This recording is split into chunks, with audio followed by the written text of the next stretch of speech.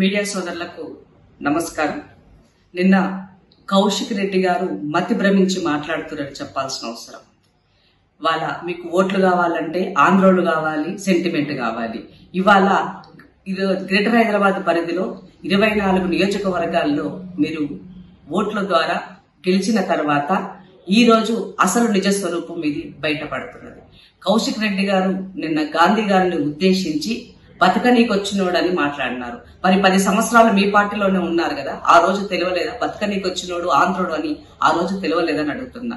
ఇవాళ మీకు విభేదాలు రాగానే ఆంధ్రోడు బతకనీకొచ్చినోడు అని గుర్తు చేస్తున్నారంటే మీ యొక్క నైజం, మీ యొక్క స్వరూపం, మీ యొక్క డిఎన్ఏలో ఉన్నది ఏంటి అన్నది ఇవాళ బట్టబయలైంది. మరొకసారి తెలంగాణ సమాజం ఉందని తెలియజేస్తున్నాను. నిజంగానే కేసీఆర్ గారికి చిత్తశుద్ధి ఉంటే ఇదే కేసీఆర్ గారు టీఆర్ఎస్ పార్టీ పెట్టిన అధికారం వచ్చిన కొద్ది రోజుల్లోనే ఆయన ఆంధ్రోళ్ళకి ఇబ్బంది కలిగినట్లయితే, వాళ్ళ కాలి గోటికి ముళ్ళు గుచ్చుకున్నట్లయితే నా పంటితో తీస్తానని చెప్పిన కేసీఆర్ యొక్క వ్యాఖ్యలు మరి బీఆర్ఎస్ పార్టీ పెట్టగానే ఇవాళ అధికారం కోల్పోగానే ఇవాళ కేసీఆర్ గారి యొక్క వ్యాఖ్యలు అక్షరాల కౌశిక్ రెడ్డి నోటి నిండా వచ్చినాయి అని చెప్పాల్సిన అవసరం ఉంది.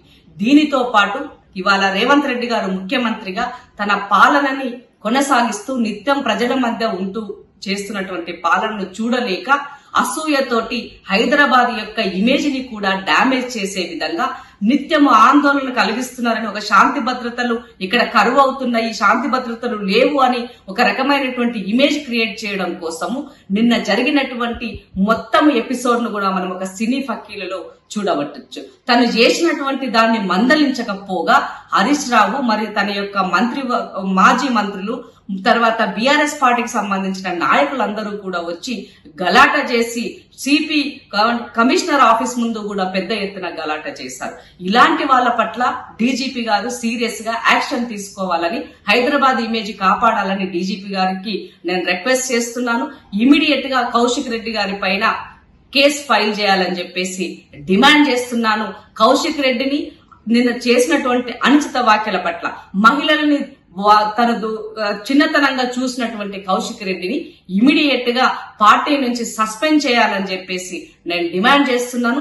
ఇది ఈ తెలంగాణ గడ్డ పట్ల, ఈ తెలంగాణ ప్రజల పట్ల, తెలంగాణ మహిళల పట్ల తనకి ఎలాంటి ప్రేమ లేదన్నది మరొకసారి ప్రూవ్ అయ్యింది. ఎందుకంటే కౌశిక్ రెడ్డి ఎన్నడూ తెలంగాణ ఉద్యమంలో లేడు, ఎన్నడూ జై తెలంగాణ అనలేదు. కౌశిక్ రెడ్డి ఆనాడు ఆంధ్రలో పంచన చేరి ఆ మానుకోటలో రాళ్లు విసిరినటువంటి చరిత్ర కౌశిక్ రెడ్డికి ఉన్నది. కాబట్టి తెలంగాణ ఆడబిడ్డల పట్ల ఆయనకి గౌరవం లేదని మరోసారి ప్రూవ్ అయిందని ఈ సందర్భంగా గుర్తు చేస్తూ, కౌశిక్ రెడ్డి నీవు నోరు గనక అదుపులో పెట్టుకోకపోతే తెలంగాణ ఆడబిడ్డల ఆగ్రహానికి గురి కావాల్సి వస్తుందని గుర్తు చేస్తున్నాను.